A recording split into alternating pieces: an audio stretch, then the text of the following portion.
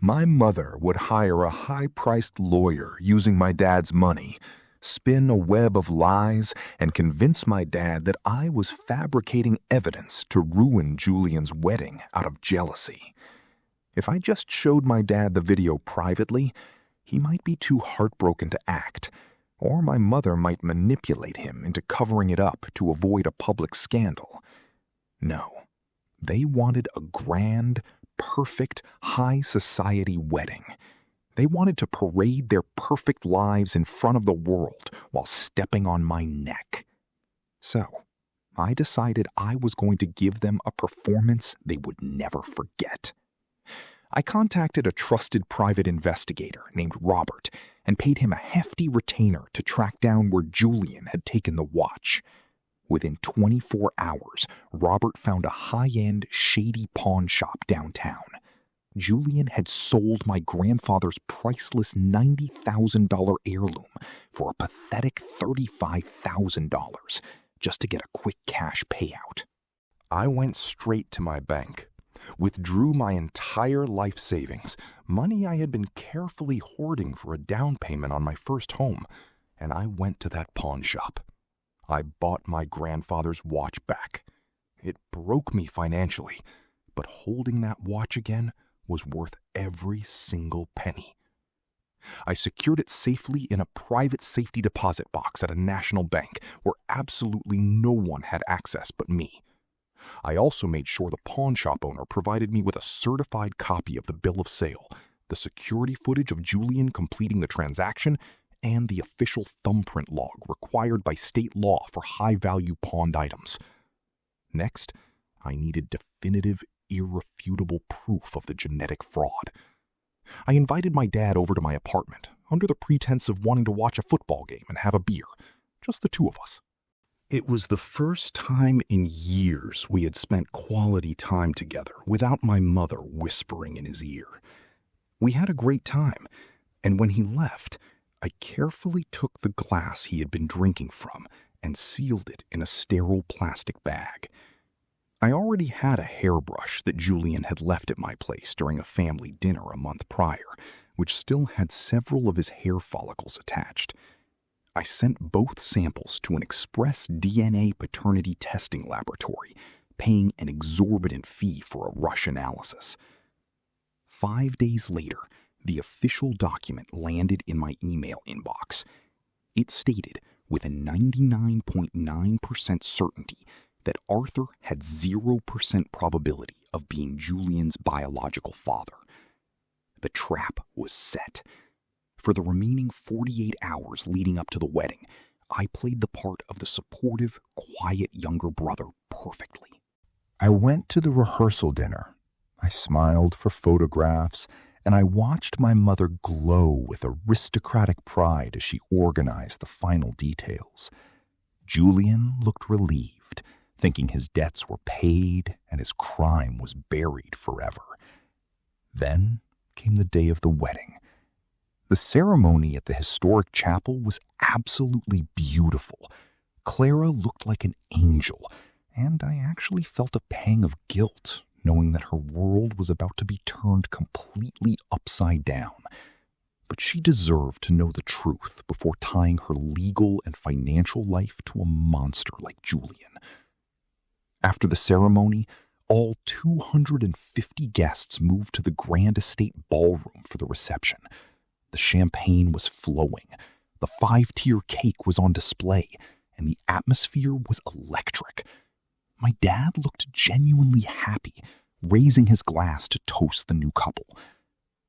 After the main course was served, My mother had organized a special surprise anniversary and childhood slideshow to showcase Julian's life and his journey with Clara, which was scheduled to play on the massive high-definition projector screens surrounding the entire ballroom. Earlier that morning, I had approached the young audio-visual technician named Kevin, who was managing the event's tech booth. I slid a crisp $1,000 bill across the table to him and handed him a custom encrypted flash drive. I told him that the timeline had changed and that he needed to play the video on this specific drive instead of my mother's slideshow the exact moment she took the microphone to introduce the presentation. Kevin looked at the $1,000 bill, looked at me, saw the dead serious expression on my face, and quietly nodded, plugging the drive into his system. After a few minutes, my mother walked up to the center stage, tapping her. The room quieted down as she gave a beautiful, emotional speech about the importance of family, honor, and how proud she was that her firstborn son, Julian, was carrying on the integrity of the family name. She then pointed dramatically to the screens and said, "And now, let us take a look at the beautiful journey that brought us all here tonight." The ballroom lights dimmed to pitch black. A soft, romantic piano melody started playing through the state-of-the-art sound system. Clara smiled, leaning her head on Julian's shoulder at the head table. The massive screens flickered to life, but instead of childhood photos of Julian playing baseball, the screen sharply cut to the grainy, high-definition security footage of my bedroom. At first, the guests whispered in confusion, assuming it was a tech. But within 5 seconds, the entire room fell into a suffocating, dead silence as my mother and Julian walked into the frame. The audio blasted through the loudspeakers, clear as a bell. Every single one of the 250 guests, including my dad's business partners, his extended family, and Clara's deeply religious parents, heard Julian sobbing about his $45,000 gambling debt to a bookie named Marcus. They watched in real time as my mother guided him to my closet, found the safe combination, and handed him my grandfather's $90,000 Rolex. Julian's face instantly drained of all color, turning a horrific, ghostly shade of white. He tried to scramble out of his seat to run toward the tech booth, but I stepped directly into the aisle, blocking his path, staring him dead in the eyes. Then, the ultimate climax of the video hit the speakers.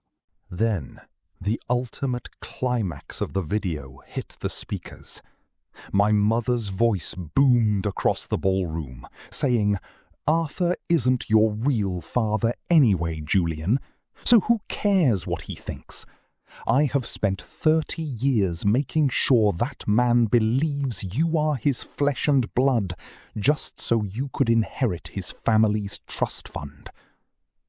The video didn't end there. I had seamlessly edited the footage to transition into a high-resolution, zoomed-in scan of the official DNA paternity test results, showing the 0% probability of paternity, followed immediately by a crystal-clear image of the pawn shop receipt bearing Julian's full legal signature and his ink thumbprint from when he sold the stolen watch. The ballroom disintegrated into absolute chaotic pandemonium. My dad, Arthur, stood up so fast his chair flew backward and he looked at my mother, who had dropped her microphone, her mouth opening and closing like a fish out of water, completely paralyzed by the public exposure. Clara turned to Julian, her eyes wide with unadulterated horror and disgust. She didn't say a word. She just stood up, took her glass of red wine, poured it directly over Julian's white tuxedo wedding shirt, and slapped him across the face with all the strength she had, ripped her veil off her head, and ran out of the ballroom, her bridesmaids screaming and chasing after her. My mother finally found her voice and began shrieking at the top of her lungs, pointing a trembling finger at me, calling me a demon, A monster, a malicious, disgusting traitor who had ruined her life and destroyed her family. Julian, completely pushed to the edge, tried to charge at me over a dinner table, knocking over glasses and plates. But I had already called the local police department's non-emergency detective line 2 hours prior, providing them with the exact location of a grand larceny suspect, with full documentation of the theft. The moment Julian moved toward me, 2 uniformed police officers who had been waiting quietly in the back foyer stepped into the ballroom, intercepted him, tackled him face first onto the carpet right in front of the head, and pinned his arms behind his back, clicking handcuffs onto his wrists while he was still dressed in his wine-stained wedding tuxedo. I didn't yell. I didn't cry. I didn't say a single word to my mother. I just walked over to my dad, who was shaking, put a firm hand on his shoulder, and whispered that I was deeply sorry he had to find out this way, but that he deserved to be free from the vultures who were bleeding him dry.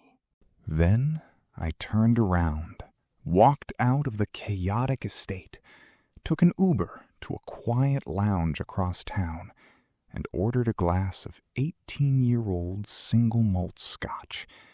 It was, without a doubt, the most profoundly satisfying moment of my entire life. The fallout over the past several weeks has been nothing short of a nuclear winter. My dad filed for an emergency divorce the very next morning, hiring the most aggressive, ruthless corporate and family law attorneys in the state. Because the video and the DNA evidence proved a systematic 30-year case of paternity fraud, financial deception, and marital asset diversion, my mother's legal leverage is completely obliterated, and she is looking at getting absolutely nothing from the estate.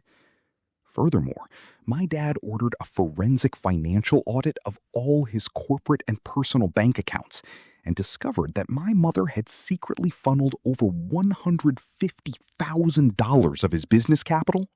Furthermore, my dad ordered a forensic financial audit of all his corporate and personal bank accounts, and discovered that my mother had secretly funneled over $150,000 of his business capital over the past 4 years to prop up Julian's failed business ideas and cover his gambling losses.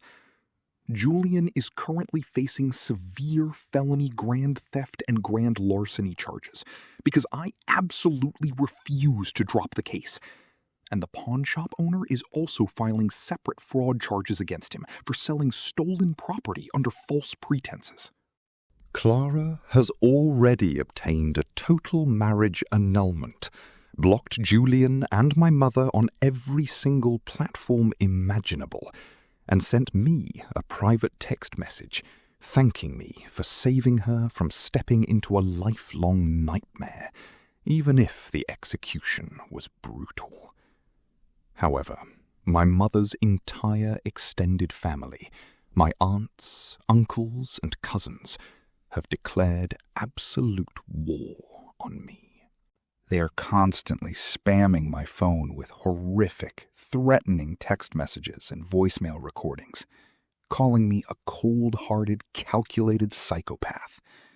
They argue that family should always protect family, regardless of the mistakes made, and that by choosing to publicly humiliate my mother and brother in front of 250 people instead of handling it quietly behind closed doors, I have permanently ruined my mother's reputation, destroyed my brother's future, and brought unforgivable shame to the family name. My dad, on the other hand, has completely transformed. The initial heartbreak has shifted into a profound sense of clarity and relief.